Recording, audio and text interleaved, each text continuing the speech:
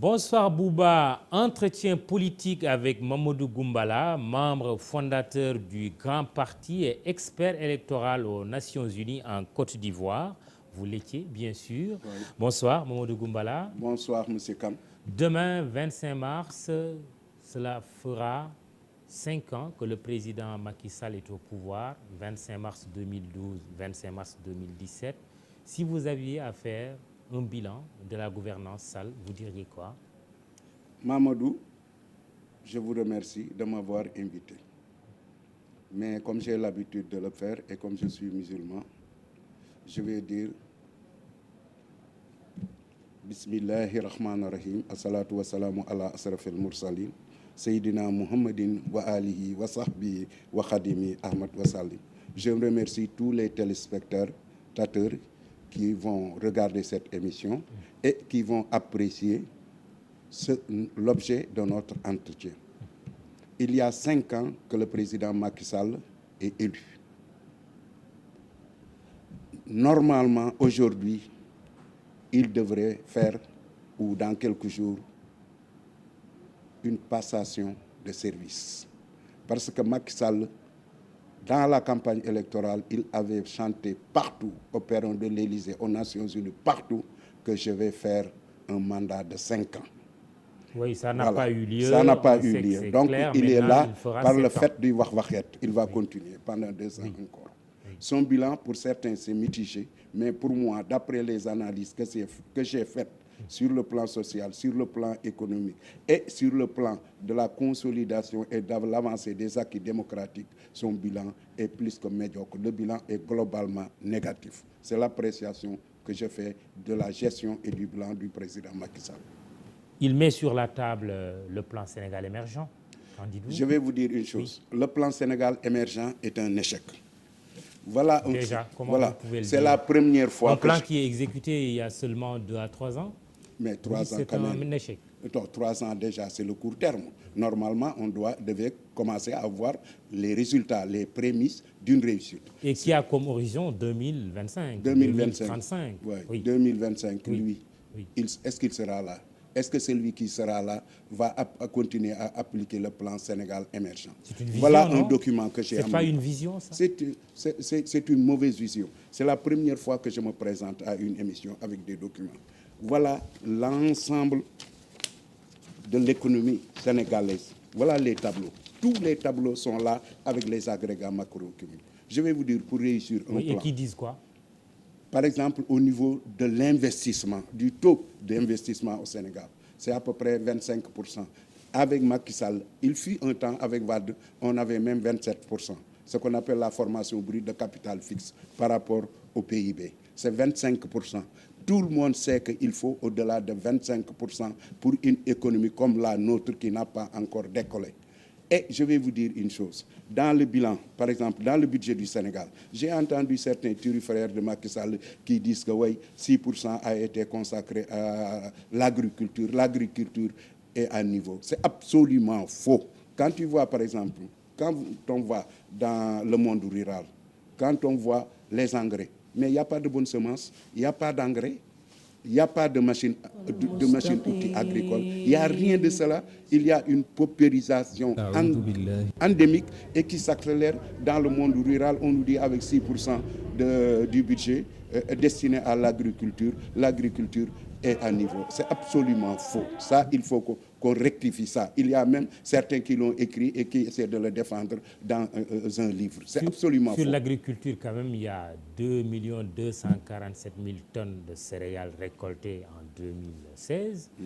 Il y a plus de 900 000 tonnes de riz, 1 50 000 tonnes d'arachides. Ce n'est pas des chiffres qui parlent. Ça, c'est des faux. Qu'est-ce qu'il nous avait dit en 2017? Autosuffisance sur le plan de Henri, en 2017. Vous savez combien on exporte? Oui. C'est lors d'un débat animé par un de vos confrères d'une autre télévision. Le responsable de l'UNACOIS, il a dit qu'on importe encore 800 000 tonnes. C'est absolument faux. Ce qu'on dit là, peut-être, c'est le riz brut. Il faut décortiquer, enlever ceci, enlever cela. Le Sénégal ne produit que 300 000 tonnes d'après les bonnes statistiques. Et je vais vous dire l'agriculture. Je suis du monde agricole. L'agriculture, on a mis 900 000 tonnes. les 900 000 tonnes. Là, Sunor a commercialisé actuellement 75 ou 76 000 tonnes. On nous dit qu'on a exporté tel. Il n'y a pas d'arachide cette année dans le monde agricole. Et l'arachide qu'il sait, c'est l'arachide où les gousses ne sont pas remplies. 417 000 tonnes déjà collectées, selon le ministre de Mais j'ai vu l'Agriculture ça, hier à l'Assemblée nationale. Mais ce qu'il dit, mais pourquoi vous voulez qu'est-ce qu'il donne ce ministre? chiffre? Vous savez celui qui lui donne ça? C'est le ministre vraiment qu'on devait enlever. C'est le ministre de l'Agriculture sec. Tous les chiffres qu'il donne, c'est faux. Tous, c'est les statistiques qu'il donne. C'est absolument faux. Comment pouvez-vous dire que c'est faux? Mais écoutez, Mamadou. Alors que vous n'avez pas de Mais écoute, de ce qu'on voit sur le terrain, oui. il y a les chiffres, mais ce qu'on voit sur le terrain, sur le terrain, actuellement au Sénégal, il n'y a pas d'arachide. Je te le dis. L'année dernière, il avait dit 1 million et quelques de tonnes. On n'a pas vu d'arachide. Il raconte des histoires, c'est des chiffres qu'il bricole pour tromper les Sénégalais. On sait que c'est absolument faux. Ça, je vous le dis, il n'y en a pas. Vous n'êtes pas un nihiliste en disant non, que le bilan du président Macky Sall est médiocre? Le bilan, dites-moi, vous prenez l'agriculture, c'est médiocre. Vous prenez la santé, vous le savez mieux que moi, c'est médiocre. Il y a quelques éléments. Parler, voilà, la santé. Oui. Vous savez que la santé, il y a des problèmes. Récemment, avec le truc là pour le cancer, un seul, il n'y en a pas au Sénégal. Et j'ai vu tout de suite en France, là, dans un parc zoo, où il y a ces éléments-là pour les animaux, en France. Au Sénégal, pour 14 millions d'habitants, il n'y en a pas un. Et jusqu'à maintenant, le truc n'est pas réparé, il n'y a pas de nouveau. Attends, sur la qualité de l'enseignement, encore. L'emploi des jeunes, il avait dit 500 000. Jusqu'à maintenant, on nous dit peut-être 100 000 ou 50 000 avec des chiffre officiel, plus de 230 000 emplois. C'est ce que dit le gouvernement. Mais chiffres officiels, c'est des chiffres officiels. On sait ce que ça veut dire sur notre diplomatie. C'est un échec à tous les niveaux, sur le plan diplomatique, etc. Dans la coopération internationale aussi, c'est un échec. Question politique maintenant, si vous permettez, parce qu'il y a d'autres sujets. La marche de Manko Wattu Sénégal, prévue demain à Thiès, est interdite par le préfet. Mais non, ça c'est la consolidation des acquis démocratiques. Avec Macky Sall, les chiffres qu'ils ont publiés pour dire que les interdits acquis. Sur 2131 manifestations, 2064 ont été autorisées. Vous avez les manifestations, selon le président de la République. Vous avez les manifestations qui sont autorisées. C'est les manifestations qui se passent à Colobane, dans mon village, dans les communautés rurales, où il n'y a pas, même pas la télévision. C'est des manifestations. Pourquoi on interdit? C'est des citoyens. Là-bas, c'est automatiquement accepté. Quand c'est en province, dans les petits villages, c'est accepté. Mais pourquoi ils n'acceptent pas les manifestations dans les grandes villes? À Dakar, tu ne peux pas manifester. À Thiès, à Saint-Louis, à Ziguinchor, tu ne peux pas manifester. Mais parce que il a peur qu'on manifeste à Dakar, que la population qui est mécontente se soigne à nous et que ça fait des dégâts sur le plan électoral pour lui. C'est tout. C'est des chiffres qu'il manipule. Il n'a qu'à accepter. Mais et le droit de manifester est garanti par la Constitution. C'est M. Wade qui l'avait institué et lui, il était là-bas, il l'avait accepté. Pourquoi il ne peut pas l'accepter? Et je vais dire une chose, Mamadou. Le problème du Sénégal, on parle des politiciens, etc. Chaque fois quand il y a des problèmes, c'est entre l'État central et ceux qui sont en bas. Nous qui sommes en bas, nous ne sommes pas des casseurs, nous ne sommes pas des voyous. Ce qu'on demande, l'application de la loi, l'application stricte de la loi, rien que la loi. Et je vais vous dire une chose pour revenir à ça. À propos de l'affaire Khalifa Sall, on en vient. Voilà la déclaration de revenus de Macky Sall, de patrimoine qu'il a faite. Son patrimoine est estimé à plus de 2 milliards. En 2000, Macky Sall était locataire à Kharial, il payait 90 000, il ne pouvait même pas payer les 90 000 en 2000. En 2008, avant qu'il soit président, il est milliardaire. Voilà le document. Il est interdit d'être milliardaire? Ah non, pour un fonctionnaire, oui. Pour un fonctionnaire. Macky n'a jamais été émigré. Macky est resté toujours au Sénégal. Il n'a jamais quitté le Sénégal. Peut-être il a fait une brève tentative aux États-Unis. Mais voilà ce qu'il possède. C'est plus de 2 milliards qu'il possède. Macky Sall, en 8 ans, 2 milliards divisé par 8, ça fait combien? Ça fait au moins 150 millions par an d'économie, avec un petit salaire de fonctionnaire ou de ministre. Où est-ce qu'il a trouvé cette somme? Il n'a qu'à l'expliquer au Sénégal. Puisque vous parlez de Khalifa Sall, on sait qu'il est incarcéré depuis quelques semaines. Il est accusé de détournement de fonds publics, de blanchiment de capitaux et d'association de malfaiteurs. Ses avocats ont introduit une demande de mise en liberté provisoire après une audition dans le fond et une confrontation avec certains de ses co-inculpés devant le juge d'instruction. Le Premier ministre, devant l'Assemblée nationale, a dit hier qu'il n'existe pas de fonds politiques au Sénégal et c'est l'argument brandi par Khalifa Sall. Je vais vous dire une chose. Mamadou, moi je ne suis pas juriste de formation, j'ai fait économie. Mais une pratique quotidienne et permanente sur le long terme, en général, les juristes appellent ça de la jurisprudence. Et je crois que la jurisprudence, souvent, est source de droit. J'en sais rien. Les gens disent que c'est source de droit. Tous les maires qui se sont succédés à la mairie de Dakar ont eu à utiliser ces fonds-là. Ce qu'il faut regarder dans ces fonds, qu'on l'appelle fonds d'avance ou fonds politiques, l'appellation peut-être importe peu. Mais il faut regarder, est-ce qu'il y a un enrichissement personnel de la part de Khalifa Sall? Khalifa Sall ne s'est pas enrichi. Quand il est élu en 2009... Est-ce que vous en avez la preuve? Non, il a dit, amenez-moi, oui. Il a dit, amenez-moi à la CRI. Ouais. On va à la CRI. Et il avait fait une déclaration de revenus en 2009. Et les gens le lui avaient même reproché. Certains de ses amis actuels. Alors, on n'a qu'à regarder, est-ce qu'il s'est enrichi? Ça s'est passé une fois en France avec Henri Emmanuel qui est mort récemment. Tu sais ce qu'on va faire? Henri Emmanuel, on l'a regardé, il n'y avait pas d'enrichissement personnel. On a fait une loi d'amnistie pour tout le monde. Et on a dit, on met les compteurs à zéro, on finance les partis, on reprend.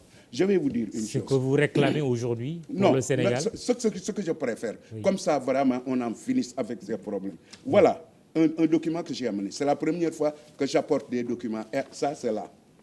En juin 2013, le vérificateur général du Sénégal a présenté un rapport au président Macky Sall.